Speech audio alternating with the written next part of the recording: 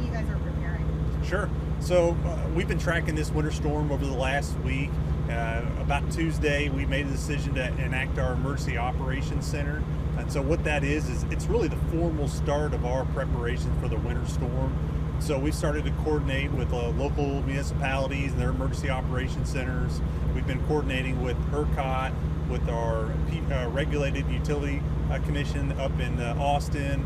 And along with that, we've started to ramp up resources. So as of this morning, we have 3,300 resources on site ready to respond. They're working out in the field today, getting preparation. So they're going to inspect our critical infrastructure, like our substations, to make sure the heaters are working, so we don't have issues with the cold or the ice.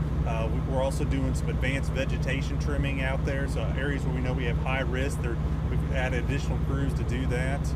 Materials are being placed across the city to make sure we can quickly grab those. But the other things is we've set up 3 of our staging sites like you see here today. So this is here at the Sam Houston racetrack.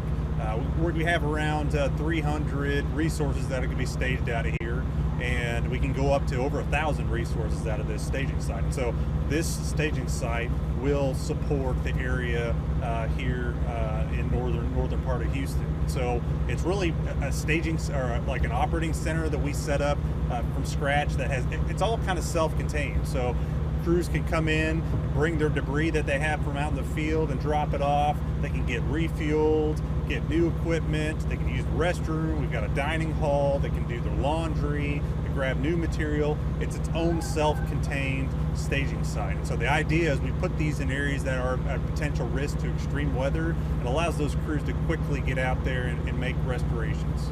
So are you saying eventually we're going to see crews just like staged here? And when would that start? That is correct. So crews will be coming in this evening after they get done. So typically crews will start working a 16-hour shift. So they start usually around 6 a.m. They'll finish up around 10 p.m.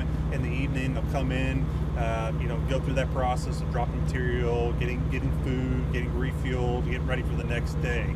And so that will be the process that we are on until we decide that we need to release them or we need to upgrade the size of this with additional resources. So we know the forecast has been changing. What would you say the biggest threat is to keeping the lights on over the next few days? Like if X happens, then what's the biggest threat right now? The biggest threat right now continues to be the ice. We do feel that northern part of our service area is going to experience some sort of icing event. It's getting less and less, which is a good thing for our customers. But even a little bit of ice has impact on driving conditions. It can weigh down the vegetation and drop those lines on top of our power lines and cause outages. So those are areas that we're going to be focused in. It really is. There isn't a rule of thumb. If you get this much icing, it's going to cause this many outages. It's a risk that we're going to have to mitigate across our whole territory. In 2024, obviously, we saw 2 big events, right? What did we learn from those 2 major events that have led us to today, and how we're going to handle any potential events? Sure. 2024 was a year of a lot of learnings for us. We heard from our customers when we went out and asked them about our performance. We had several third-party audits done with our company. We spoke with our regulators, elected officials, to understand our opportunities to improve. And from that, I think one of the common things was we've got to do a better job of communicating with our customers. And I think we've done that this week. Early in Tuesday, we've been out blanketing across to our customers, talking about the risk that's coming, how they can prepare. We've reached out to our critical care facilities and talk about their plans, making sure that we're prepared. We brought in, a seasoned industry professional for emergency preparedness, and we built a whole new organization. Almost 20,000 hours since 2024 have been put into training our organization on emergency preparedness. We built a brand new communications team. So those are a couple of the things that organizationally we've done to make sure that we're prepared, we're communicating accurately to our customers. When we think about what we're doing out in the field that impacts our customers, we've been talking about our Greater Houston Resiliency Initiative since 2024. It's really around hardening our system. We have a view of ourselves. We want to be the most resilient coastal grid in the United States. So what does that mean? We're putting bigger poles out there. We announced recently we installed our 50,000 upgraded pole that'll be hurricane resistant up to 132 mile an hour, but it also helps in these types of events where we have icing. We've trimmed over 8,000 miles of high-risk vegetation. Those two items I mentioned, it's about 2 years of work that we've done in about a year and a half. And so we've accelerated the amount of improvements across our city. And so one thing I want to say to our customers is we're seeing the benefit. When we look at 2025, our customers experience about 100 million minutes of less outages compared to the year before. So on average, it's around 30 minutes per customer they're seeing a reduction. So the things that we're doing is we're seeing improvement on day-to-day reliability, but they're also going to help us in these extreme weather events, because the way we look at this is the things that we're upgrading and building, it's going to allow us to take a punch and get back up much faster. We can't control the weather. Sometimes it happens where we're going to have an outage, and really in our mind, one outage is too many. But our commitment is if you do have an outage, we're going to be out there, we're going to get you back on faster. And 5 years ago was obviously the grid, right? But if there are issues, let's say, to our north or other parts of Texas, will that affect us as well? Are there other locations that we're pulling power from to be able to get the lights on? We are pulling power, so we bring in a tremendous amount of power from outside the Houston area. And so it's not only the northern end, we bring it from West Texas, from southern Texas, here in our footprint.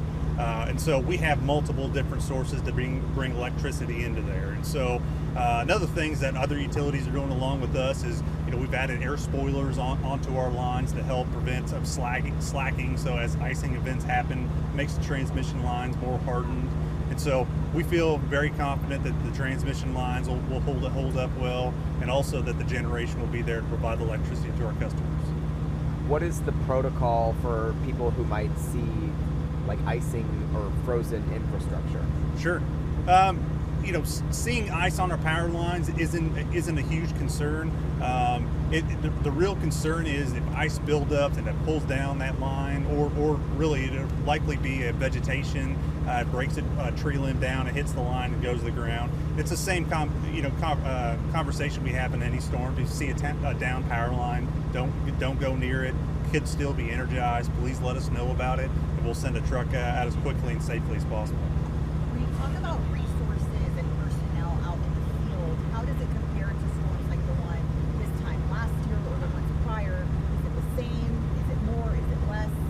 Sure. So every storm is completely unique, and so it just depends on the hazard that's coming and what type of modeling that we see that we need to respond to. So every storm that we have come in here, we have a damage model. We look at what's potential wind speeds, where do we think the areas are going to hit across Houston, because it makes a big difference whether it's coming up I-45 versus just like the North Splits area.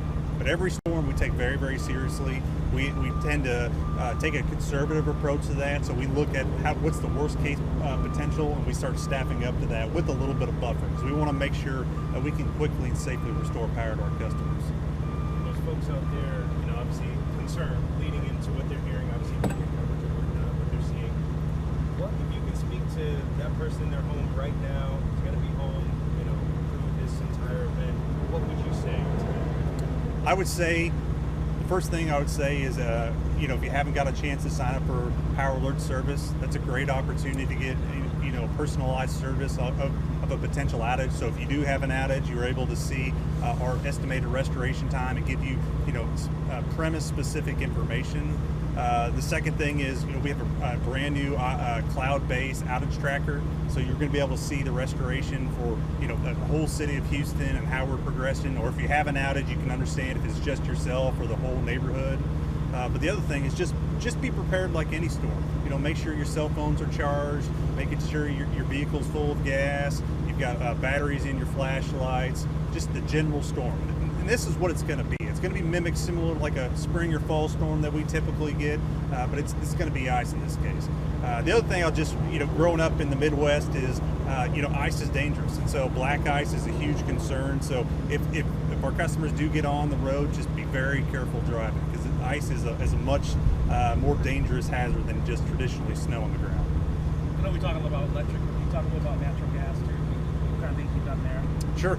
So on the natural gas, we're doing similar pre-checks on our equipment. So our regulator stations are being checked to make sure that they're ready to fill the fuel gas. They're also pre-staging crews across the city. They're coordinating with the Railroad Commission on their preparations, and so the gas industry is much more resilient because a lot of the facilities are underground for the most part. But you know, they've been focused on the flow of gas, making sure it's there, and there's no concerns from there on any gas supply. Anything else? No, just want to say, you know, thank you for everybody's patience as we go through this storm. We are prepared, and if you do have an outage, we will be working diligently, safely, and quickly to be able to get everybody's customer power back on. Thank you very much. Yes, gusto. Sure. So now it's also like the idea for you guys is to see the material tent over there where there's some equipment and some resources for the crew, so that could be some, you know, some visuals for you all. Okay. Thank you. So, yeah, first, let me wait for which They got another crew coming.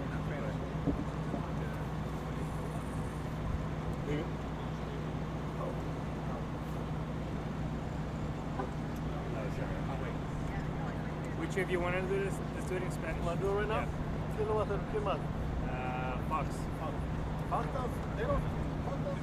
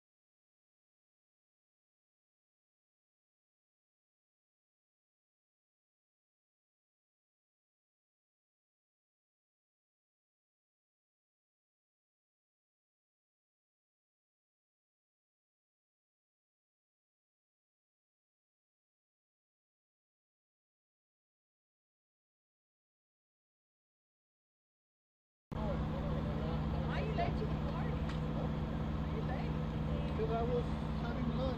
Oh, y'all don't have lunch? You want me to hold it? Yeah, that's thank fine.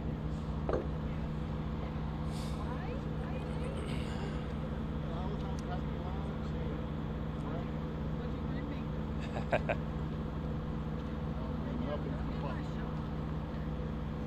Hey. All right, Wicho.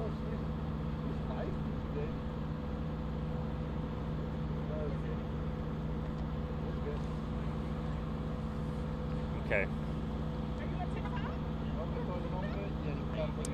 Listo. Mi nombre es Augusto Bernal y yo soy un vocero para CenterPoint Energy. Mira, estamos aquí en un centro de acopio para recursos y personal de CenterPoint Energy. Aquí donde estamos tenemos básicamente un lugar donde todos los equipos que van a estar respondiendo a los impactos de esta tormenta invernal tienen todo lo que necesitan para poder responder. Es decir, los equipos cuando se aproxime la tormenta van a básicamente tener una base en este lugar, van a poder tener los vehículos, las herramientas, los repuestos, el material necesario para poder responder a cualquier impacto de esta tormenta.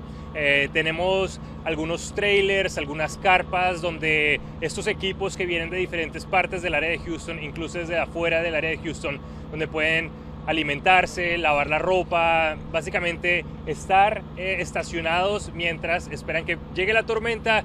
Si hay daños, esperamos a que esos daños ocurran, podamos asesorar la situación y después responder como deba ser. Yeah. Listo. Sí.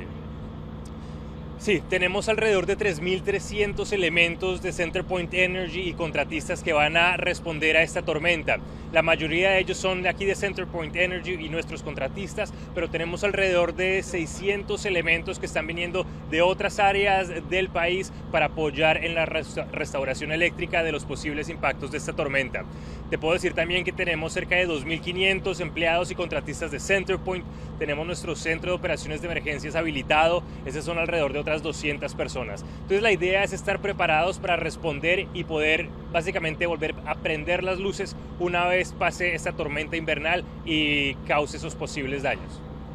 And as compared to our last couple of freezes, Yeah. as of now, how is this looking as far as Claro.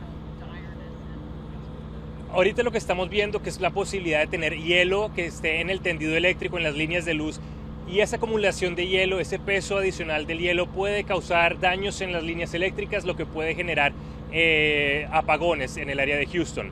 Ahora, es diferente a las tormentas que hemos tenido en años anteriores. Sabemos que en la tormenta Uri hace unos años la situación fue en cuestión de falta de generación de electricidad. Ese no es el caso para esta tormenta. Ahorita lo que tenemos en mente y lo que estamos preparándonos es la acumulación de hielo en la infraestructura eléctrica que pueda generar esos apagones o esas interrupciones. Pero tener el personal disponible y habilitado, las herramientas, los equipos y los materiales realmente nos va a poder ayudar a restaurar todo más rápido. Ahora, CenterPoint Energy ha hecho una labor muy grande en invertir en el sistema para hacerlo más resiliente. Es decir, que con la venida de esta tormenta vamos a poder levantarnos más rápido, ¿no? Poder restaurar ese servicio lo antes posible. did you mention about where people can look to check where the outages are? Yes, if they let have me do that. relatives or elderly? Muy importante es la comunicación con nuestros clientes en estos momentos. Entonces te puedo decir que lo más fácil que pueden hacer las personas en estos momentos es suscribirse al sistema de Power Alert Service o PAS por sus siglas en inglés. A través de este servicio podemos comunicarnos con ustedes si hay un apagón o una interrupción en sus hogares, podemos darles un estimado de cuánto tiempo va a tardar esa restauración y básicamente es una manera que podemos comunicarnos con ustedes para que sepan en qué punto del proceso vamos para restaurarlos. También tenemos un mapa en internet, se llama el Outage Tracker, donde ustedes pueden visitarlo en su teléfono móvil, en un iPad, en una computadora. Con la dirección de su hogar pueden meterlo en el mapa de Houston, ahí les va a dar una información detallada de si hay una interrupción de servicio, también un estimado de cuándo puede ser restaurado este servicio eléctrico y toda esa información que necesitan en cuestión de qué puede suceder con esta tormenta invernal. Les puedo decir que es un sistema, una tecnología nueva, estamos muy confiados de que puede sostener el uso de nuestros usuarios, así que realmente tenemos estas herramientas para nuestros clientes aquí en el área de Houston. ¿Estos camiones son ayuda privada o qué es lo que...? Sí. En este momento, en este lugar, vamos a poder albergar a cerca de unos 300 equipos, inclusive hasta 1000 equipos. Vamos a tener equipos tanto de CenterPoint Energy como de afuera del área de Houston. Estos son contratistas, son empleados de CenterPoint Energy y también de compañías eléctricas de los estados aledaños, algunos de Luisiana y unos de los estados un poco más arriba de los Estados Unidos. ¿Qué tan importante es tener ayuda de otros lugares para Claro. Houston? Mira, la industria de la electricidad es una industria muy cercana, estamos colaborando unos con otros para poder restaurar el servicio lo antes posible. Sabemos que esta fuerte ola invernal no solamente va a afectar Houston, pero también en Dallas y mucho más al norte. Entonces es un trabajo muy de cerca, un trabajo muy colaborativo entre todas estas compañías para realmente poder usar los recursos donde sean necesitados. Es decir, si quizás la tormenta tampoco pega tan duro en el área de Houston, vamos a poder nosotros habilitar a nuestro personal para apoyar y ayudar a esas áreas que quizás sean más afectadas. Anything else the public should know? We covered it all? You covered it all. We did great. Thank you so much. You guys are Thank you, guys. Oh, no.